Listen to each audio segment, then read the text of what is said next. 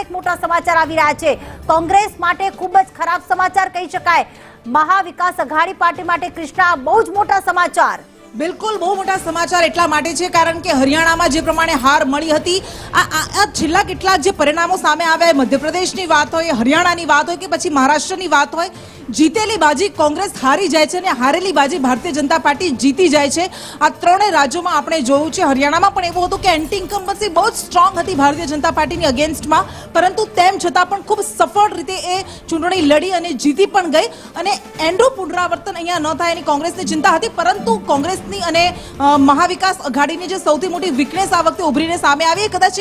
Over કોન્ફિડન્સનો એને આફરો ચડ્યો હતો કે લોકસભાની ચૂંટણીમાં જે સંવિધાનવાળો મુદ્દો નેરેટિવ કામ કરી ગયું હતું અથવા તો એ સમયે જે પરિણામો આવ્યા હતા એ આ વખતે પણ પરિણામો આવશે કદાચ એવા વહેમમાં કોંગ્રેસ રાજતી હતી મહાવિકાસ અઘાડી રાજતી હતી ને એટલા માટે આપણે જોયું કે ઘણા લાંબા સમય સુધી એ બધા જ ત્રણ પક્ષો અંદરો અંદર જ મથ્યા રહેતા હતા કે શું થશે કોણ કેટલી બેઠકો પર જીતશે એ આંતરિક કકળાટ ટાટિયાખેંચ ચાલુ રહી હતી અને એનું જ પરિણામ અત્યારે દેખાઈ રહ્યું છે કે ખૂબ સેફ મેજોરિટી સાથે અત્યારે મહાયુતિ આગળ વધી ગઈ છે। बिल्कुल महायुति આગળ વધી ગઈ છે અને એક કોંગ્રેસ માટે ઊંઘ હરામ થઈ ગઈ છે। ઉદ્ધવ ઠાકરેના ભવિષ્ય ઉપર અનેક સવાલ ઉઠી ગયા છે કારણ કે લોકસભામાં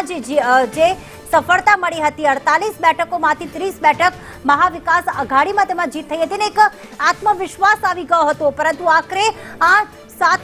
થી 7 મહિનામાં આખરે શું થયું જે વડાપ્રધાને સૂત્ર આપ્યું હતું કે એક હે તો સેફ હે શું એની અસર જોવા મળી રહી છે કારણ કે અત્યારે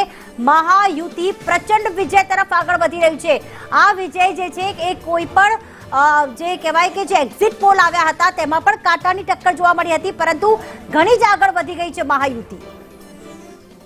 इस वक्त हमारे साथ बातचीत करने के लिए शहजाद पूनावाला हैं। सर ये बताइए कि अभी जिस तरह के रुझान आ रहे हैं उसको देख करके भारतीय जनता पार्टी को क्या उम्मीद है? देखिए दोनों जगह महाराष्ट्र और झारखंड दोनों जगह एनडीए की स्पष्ट बहुमत वाली सरकार बनने जा रही है।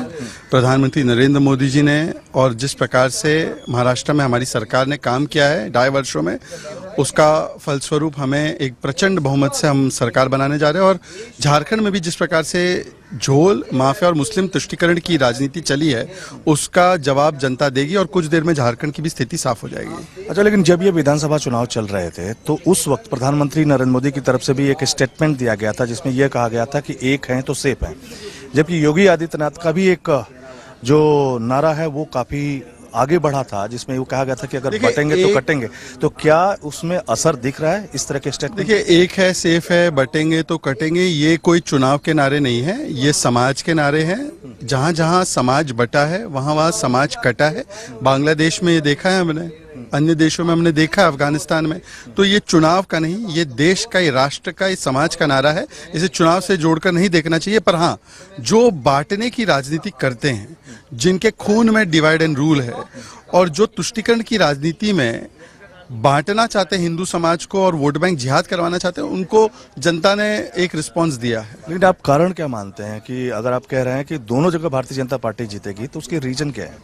उसका रीजन ये है कि जिस प्रकार से नरेंद्र मोदी जी का करिश्माई नेतृत्व है और उनके नेतृत्व में चलने वाली महाराष्ट्र की सरकार ने 2.5 वर्षों में जो काम किए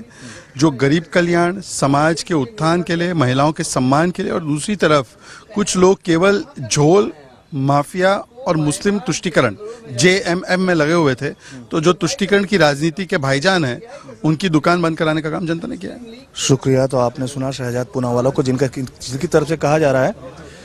कि प्रधानमंत्री नरेंद्र मोदी की अगुवाई में जो केंद्र में सरकार चल रही है और साथ ही साथ महाराष्ट्र में जो